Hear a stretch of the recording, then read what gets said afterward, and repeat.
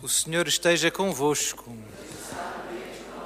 Evangelho de Nosso Senhor Jesus Cristo, segundo São João.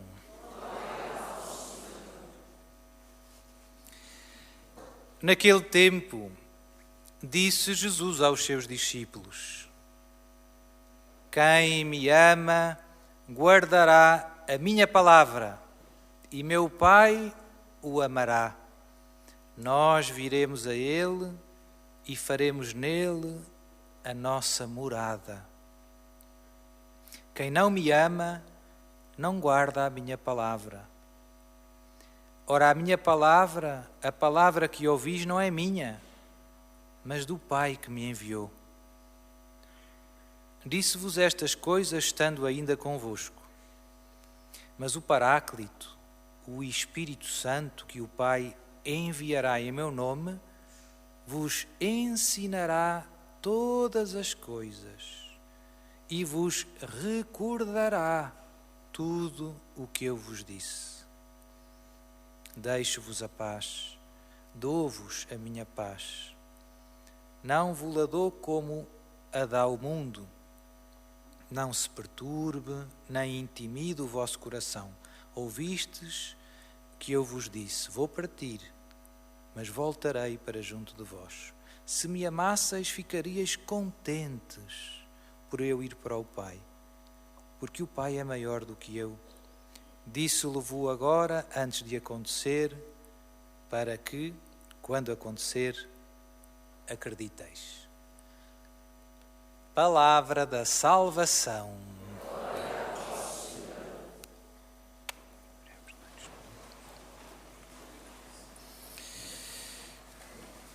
Queridos irmãos, celebramos já o 6º domingo do tempo da Páscoa, o tempo pascal. Às vezes as pessoas não compreendem porque é que os cristãos fazem tanta penitência. 40 dias de quaresma e jejuns e Nossa Senhora em Fátima. Mas também o mundo hoje já não sabe fazer festa. Nós celebramos este acontecimento, Jesus ressuscitou, ou seja, Deus venceu o mal, com uma festa que dura 50 dias. E às vezes passa a Páscoa, passado 3 dias já estamos na vida normal. Não está certo, não está certo. Então fica já aqui um primeiro desafio, não nos esquecermos que estamos em festa. Como é que o Sr. Padre faz? Ponho música no duche. Por exemplo, é para fazer deste tempo um tempo diferente, não é igual aos outros. Não é? As leituras que acabámos de escutar, como sempre, são luz para a nossa vida, são muito bonitas. Na primeira leitura, nos Atos dos Apóstolos, surgem os primeiros obstáculos. Como eu dizia há bocado, Deus não nos tira os problemas, mas Deus dá-nos uma força, o Espírito Santo, que também é uma luz, para nos ajudar a superar os problemas. O que é que aconteceu, Sr. Padre? Os pagãos, ou seja, ali na zona de Antioquia, foi a primeira vez que se começou a pregar aos não-judeus. Jesus era judeu, ia ao sábado, à sinagoga, ia ao templo. Não é? Os apóstolos eram todos judeus. Até Paulo e Barnabé, até os primeiros cristãos terem ido para Antioquia e começar a falar aos não-judeus que Jesus estava vivo, nunca tinha surgido uma pergunta que surgiu nessa altura, porque nunca ninguém tinha pensado nisso. E a pergunta está mesmo lá escrita, preto no branco.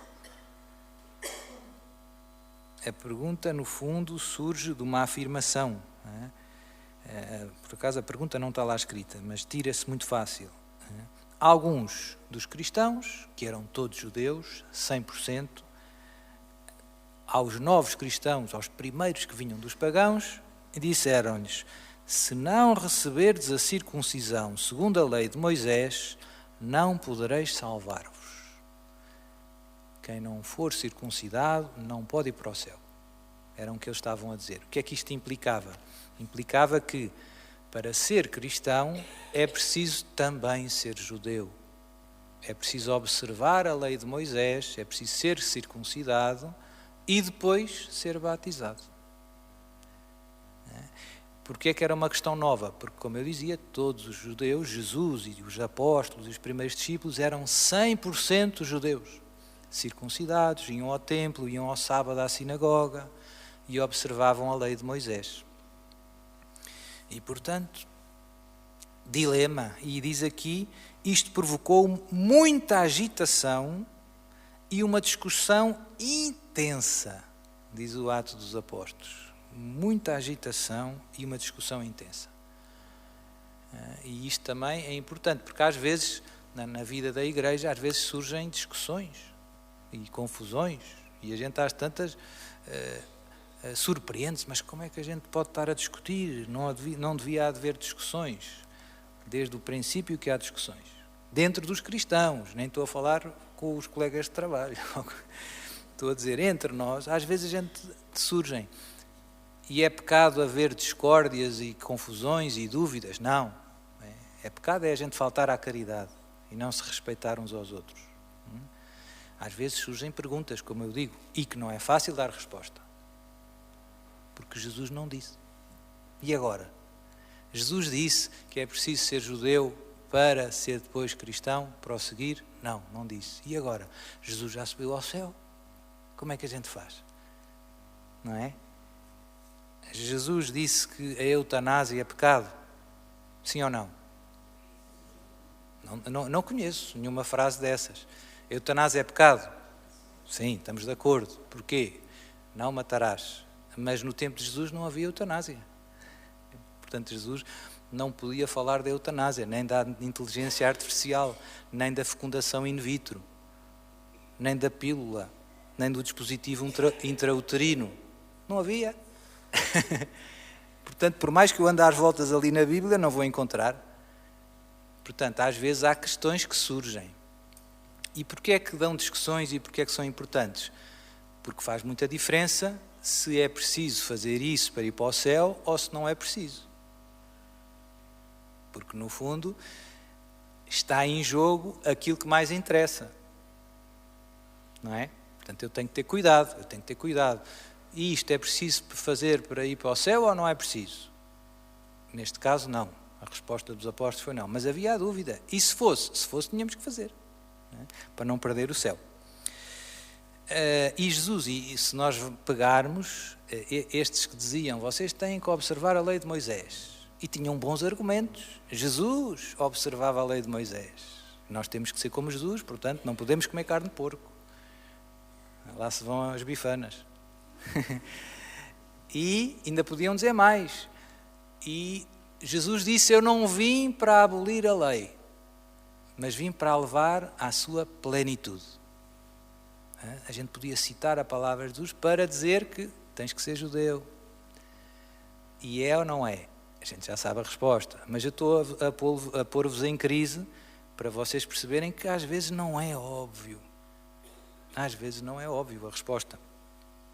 E como é que a solução se resolveu? Como é que a discussão se resolveu? E isto é que é importante, isto aplica-se à nossa vida. A discussão foi, aquilo aqueceu e eles disseram, olha, a gente vai levar o caso aos apóstolos. A gente vai a Jerusalém, vamos falar com os apóstolos, eles vão dizer aquilo que eu dizia há bocado. Como é que se deve interpretar as palavras de Jesus corretamente? É preciso ou não é preciso? Jesus tinha dito, nós lemos no Evangelho, o Espírito Santo que o Pai enviará em meu nome vos ensinará todas as coisas. Todas, não é quase todas. E vos recordará tudo o que eu vos disse. E o Espírito Santo foi dado aos apóstolos, como eu disse, foi dado a todos nós, mas aos apóstolos o Espírito Santo enriqueceu com um carisma. O nome técnico, teológico, é carisma certo de verdade. Ou seja, para interpretar sem erro a palavra de Deus.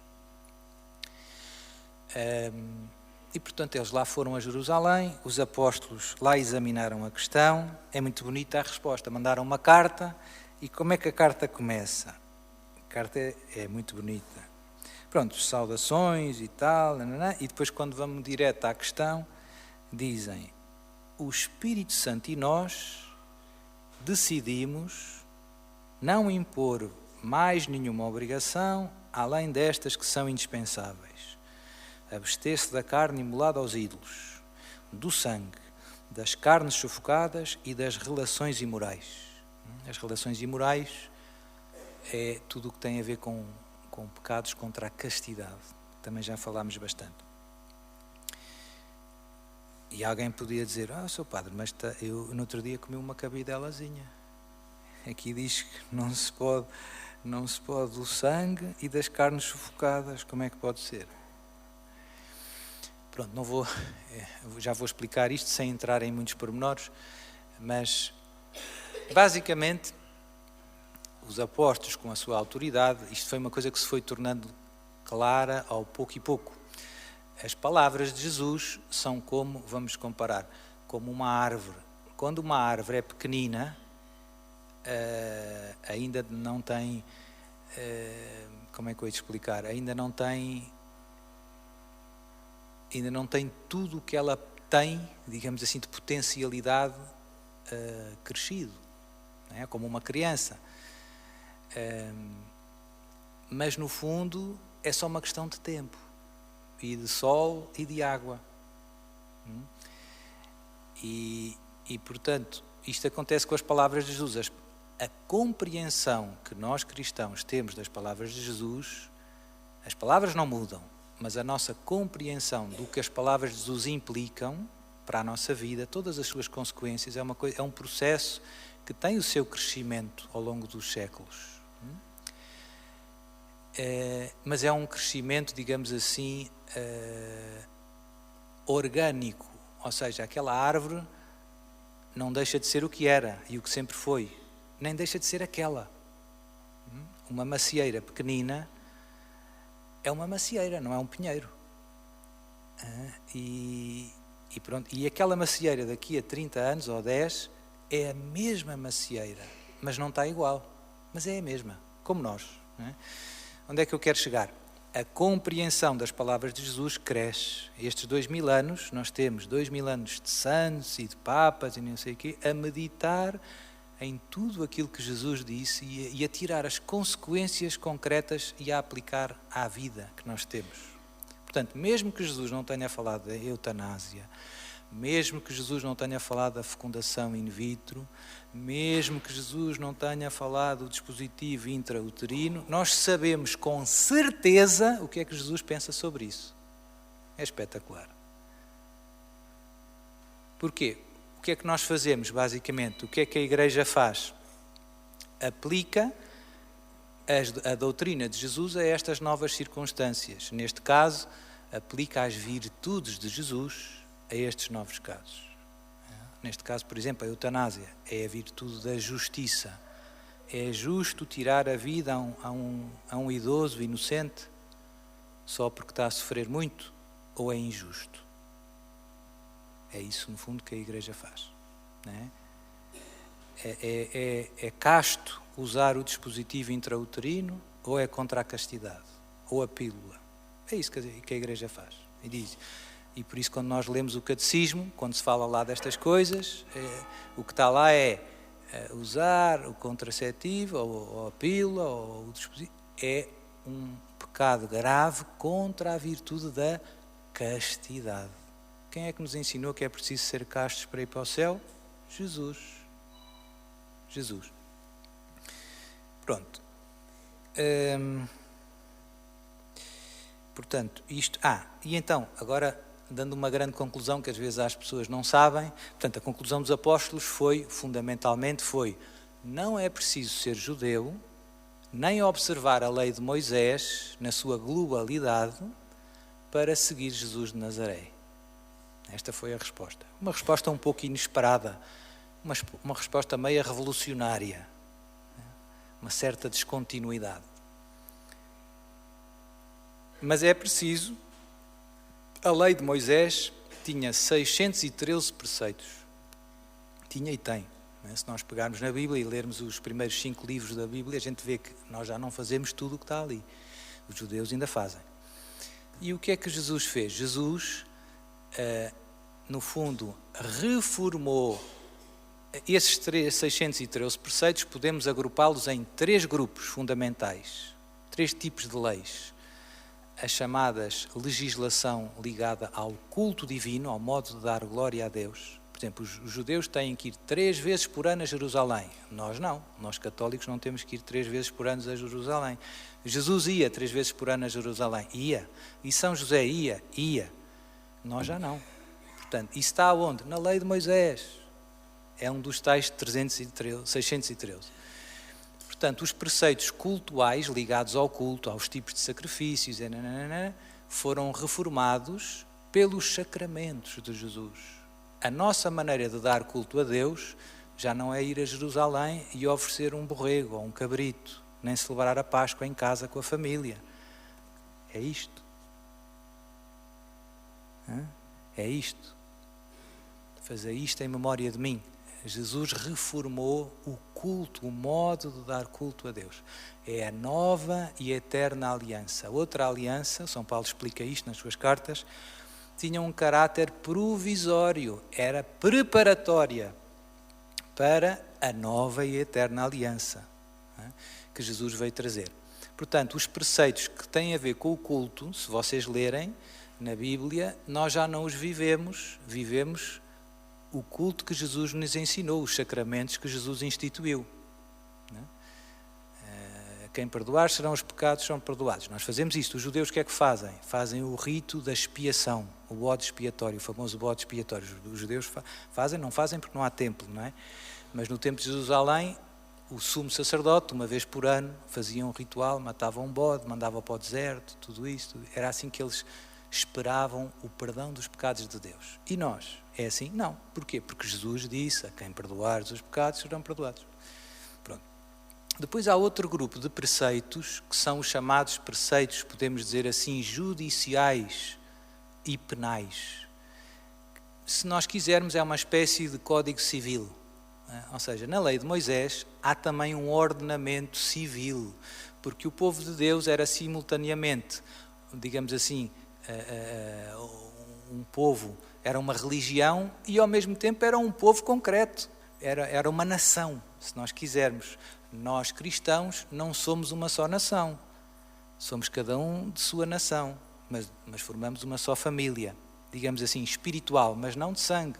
Mas o povo de Deus, os descendentes de Abraão, eram um só povo, né? E portanto, na antiga lei havia também um ordenamento, digamos assim, da sociedade. E havia leis, como aquela do apedrejamento da mulher, não é?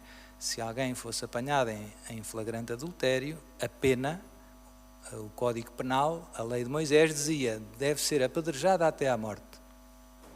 Por exemplo, para quem fosse apanhado a praticar bruxaria, na lei de Moisés também há a mesma pena, devia ser apedrejada até à morte.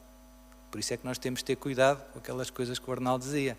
São coisas pesadas, são coisas graves. A gente às vezes não tem noção da gravidade das coisas. Não é? É aquela história, eu já contei muitas vezes, a gente dá muita importância a coisas pouco importantes e descuida as mais importantes. Não é? Jesus diz, coais o mosquito e engolis um camelo. Não é? Eu conto aquela história que é verdadeira. Uma vez um padre espanhol foi assaltado e o assaltante veio por trás, depois encostou-lhe a pistola, ele assustou-se, o padre ficou todo assustado e quando o padre se virou tinha a camisa com o quadradinho e o assaltante disse, Sr. Padre, desculpe. E depois o padre lá descontraiu, no início ficou tenso e depois começou a conversa com ele e tal e disse-lhe, olha, quero um cigarrinho. O padre fumava, alguns padres fumam e o assaltante disse assim, Sr. Padre, eu na quaresma não fumo. É verdade, é verdade. Isto aplica-se a nós, isto aplica-se a ti. Às vezes nós estamos muito preocupados com umas coisas e depois andamos a roubar, não é? E por isso é que é bom os retiros, para cair as escamas, que senão a gente às vezes não vê o mais importante. Pronto. Portanto, este conjunto de preceitos cultuais e de preceitos judiciais foram abolidos pela nova aliança de Jesus. Sobraram os preceitos morais, tudo o que tem a ver com a ética, com o que devemos fazer para agradar a Deus, com o pecado. E nesses, Jesus não só não aboliu, como elevou as exigências. Puxou a barra para ainda mais alto. Ouviste o que foi dito pelos antigos. Não cometerás adultério. Mas eu vos digo, aquele que olhar com desejo para a mulher do próximo, já cometeu. Ouviste o que foi dito, não mates, sei o quê. Mas eu digo, quem chamar ao seu irmão louco e não sei o quê, vai ao tribunal de Deus. O que é que Jesus está a fazer? Jesus está a dizer, não basta não fazer o mal, é preciso não desejar o mal, não ter mal dentro do nosso coração. Jesus está a subir a fasquia. A gente olha muito para o externo, se fez ou não fez. Uma pessoa ia a passar ali na loja do Pingo Doce, pensei, vou roubar um chocolatinho. E a entrar, virou-se, estava ali o segurança e ele disse, Santa Maria, Mãe de Deus. Ele roubou ou não roubou? Sim e não. Quer dizer, ele não tocou no chocolate, mas no coração dele, ele queria roubar. Aos olhos de Deus, Deus viu. Ele roubou. Ele no fundo roubou. Ele quis o mal. Ele quis o mal. Ele não executou o mal. Porquê? Porque teve medo. Mas ele quis. Ele quis. Então Jesus convida-nos a olhar para dentro de nós e a dizer, cuidado, cuidado. Cá dentro é que se joga tudo. Cá dentro é que se joga tudo. As más ações são só consequências das más escolhas, das más decisões, das más intenções. Jesus diz, aquela história de lavar as mãos, então mas tu e os teus discípulos comem sem lavar as mãos? Que porcaria! Era o que faltava. E Jesus diz, vocês estão preocupados em lavar as mãos e os pratinhos e tudo. Mas não é isso que torna o homem sujo, impuro. É o que sai de dentro do coração do homem. E depois começa a fazer a lista. De dentro do coração do homem é que saem os adultérios, os furtos, não sei o quê. Tudo nasce dentro do nosso coração com uma escolha, com uma intenção. E depois a gente põe em prática, ou não. Mas se houver a intenção, já pisamos o risco. Por isso Santo Agostinho diz, peca-se com a vontade. Porque é com a vontade que a gente quer ou não quer. No momento em que eu quero uma coisa má, isso torna o meu coração impuro, diz Jesus. Então, os preceitos morais não só não foram abolidos na nova lei, como foram elevados. Jesus ainda puxa a barra para mais puxar, mais alto, mais exigente, digamos assim. Sede perfeitos, como é perfeito o vosso Pai do céu. Ouviste o que foi dito, olho por olho e dente por dente. Mas eu vos digo, rezai pelos vossos inimigos e fazei bem àqueles que vos perseguem. Estão a ver a lógica de Jesus? Não chega a não fazer o mal, é preciso amar sempre e amar muito. Não chega à justiça, é preciso a caridade. Depois, pronto, portanto isto já dá a chave para nós interpretarmos corretamente esta polémica da primeira leitura. Eu agora até faço um parênteses, tem havido às vezes algumas controvérsias, até não vou entrar agora nelas, nos últimos anos dentro da igreja, agora parece que se pode fazer isto ou não se pode, não sei o quê, polémicas, e às vezes os meios de comunicação não ajudam, porque, e até agora foi a eleição do Papa, estes cardeais são progressistas, estes são conservadores, usam-se muitas vezes categorias, digamos assim, mais políticas, para distinguir os cristãos uns dos outros. Pode-se fazer isso? Pode, mas eu vou-vos dar um conselho de amigo. Cuidado, isso é perigoso. Porquê? Primeiro porque na Bíblia nunca encontramos esse tipo de distinção entre conservador, progressista. Encontramos sempre entre ímpio e que teme a Deus, entre fiel e infiel. Essas é que são as que interessam. Essas são as que interessam. Porque um conservador infiel vai para o inferno. Está a pôr o pé na argola. Estão a perceber? é preciso alguma prudência. Neste caso, em concreto, qual era a posição mais conservadora? Era ser circuncidado, era ser judeu para poder ser cristão, ou era não ser circuncidado, não é preciso ser judeu para poder ser cristão? O que é que vocês acham? A mais conservadora, a posição mais parecida com o que acontecia até então, era ser judeu para ser cristão, porque até então todos os judeus eram cristãos. E, portanto, a posição conservadora, neste caso em concreto, estava errada. Cuidado, eu não estou a dizer eu estou a dizer que estas categorias são perigosas. São perigosas. Podem nos desviar da palavra de Deus, da vontade de Jesus. Cuidado, cuidado, cuidado, cuidado. Não é conservar por conservar, é o que é a vontade de Deus. Isso é o que interessa. E por isso o que interessa é ser fiel e ter cuidado para não ser infiel, para não me desviar da palavra de Deus, nem para a direita, nem para a esquerda, nem para cima, nem para baixo. Fui claro? Pronto. Mas eu tenho dúvidas. Catecismo da Igreja Católica. No Evangelho,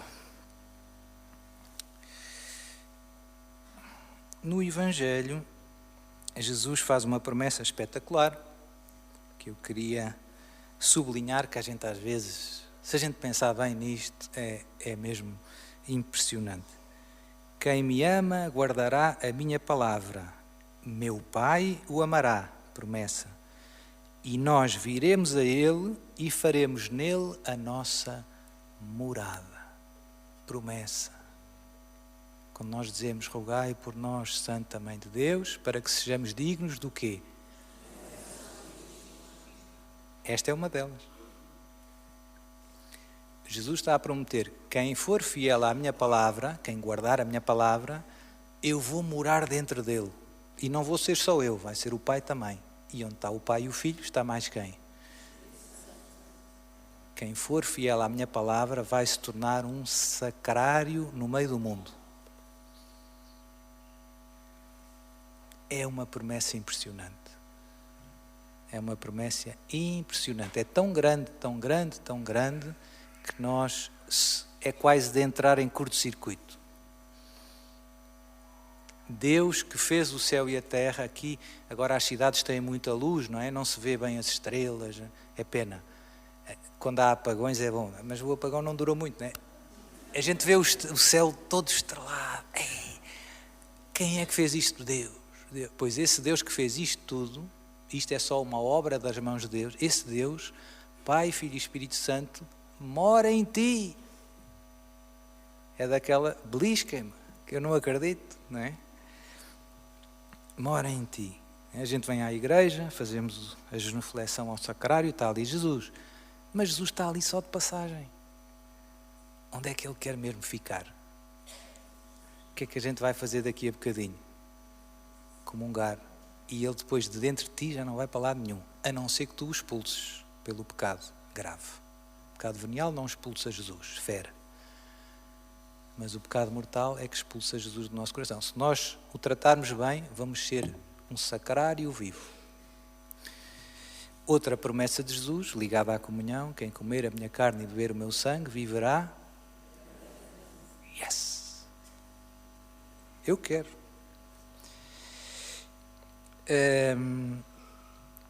Queria só sublinhar o início desta frase, a condição. Quem me ama guardará a minha palavra. Guardar a palavra de Jesus. Eu queria que isto fosse um bocadinho uma espécie do nosso desafio. A gente sai daqui do dia de retiro. Seu Padre. Então, que fique isto. Eu de hoje, a partir de hoje, fazermos este propósito, eu vou ser mais fiel à palavra de Jesus. Se nós tivermos este propósito, a nossa vida vai mudar para melhor bastante, imenso. Eu, a partir de hoje, vou ser mais fiel à palavra de Jesus. Mas como é que eu ponho isso em prática? Eu gosto muito de concretizar, não é? Como é que eu posso ser mais fiel a partir de hoje, Senhor Padre, à palavra de Jesus? Abrindo a Bíblia, que tinha pó, vai deixar de ter, abrindo a Bíblia todos os dias, sobretudo abrindo os Evangelhos, onde está a vida de Jesus, as palavras de Jesus, lendo e meditando um pouco. Como é que eu posso querer viver as palavras de Jesus se eu não medito nas palavras de Jesus? Não é possível. Para viver as palavras de Jesus é preciso conhecê-las e meditá-las para aplicá-las a nós. Se eu não conheço, se eu não leio, se eu não medito, não vivo. Se alguém me ama, quem me ama guardará a minha palavra.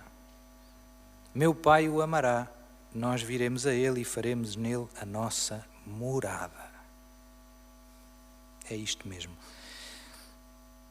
Termino com uma citação de um santo que vocês conhecem, um santo polaco, São João Paulo II, que no fundo está ligada com este mistério de ser morada de Deus. Ele fala mais do batismo, mas no fundo aplica-se também a quem recebe Jesus na Eucaristia, quem procura ser fiel a Jesus, quem vive na graça de Deus. E ele diz: se o batismo é uma verdadeira entrada na santidade de Deus, através do inserimento em Cristo e da inabitação do seu Espírito, ou seja, se pelo batismo nós nos tornamos morada de Deus, seria um contrassenso contentar-se com uma vida medíocre, vivida segundo uma ética minimalista e uma religiosidade superficial. Uma vida dos mínimos. Aquele é o mínimo, é ir à missa todos os domingos. Não peçam mais. Não é? Portanto, o Papa está a dizer, se nós somos templos de Deus, não faz sentido, não é? A fazer contas. Não é? Termino com mais uma do Catecismo. Não quero dizer mais porque este é o ponto, depois trago este ponto, mas é impossível ser fiel à palavra de Jesus sem a ler e meditar com frequência. Pronto, este é o ponto. Não é possível ser fiel à palavra de Jesus sem conhecer esta palavra, sem a meditar, sem a aplicar à nossa vida. Pronto, portanto, fica o desafio. Amanhã de manhã, amanhã é domingo, mas na segunda de manhã, na segunda, a que horas é que eu vou ler os Evangelhos? Eu tenho pouco tempo, 5 minutos, 10 minutos. E na terça, a que horas é que eu vou ler os Evangelhos e meditar um bocadinho? A Marlânia dizia, entre as 4 e as 5, quando há algum silêncio lá em casa. Cada um vê. Mas se não houver estes momentos, pois a nossa relação com Jesus é como uma florzinha muito bonita, mas que se eu não regar, o que é que acontece? Murcha. É isso mesmo. Murcha. Que Deus não permita que isto aconteça, que ponhamos em prática aqueles meios que são necessários para que a nossa união com Jesus seja cada vez mais profunda. Que assim seja.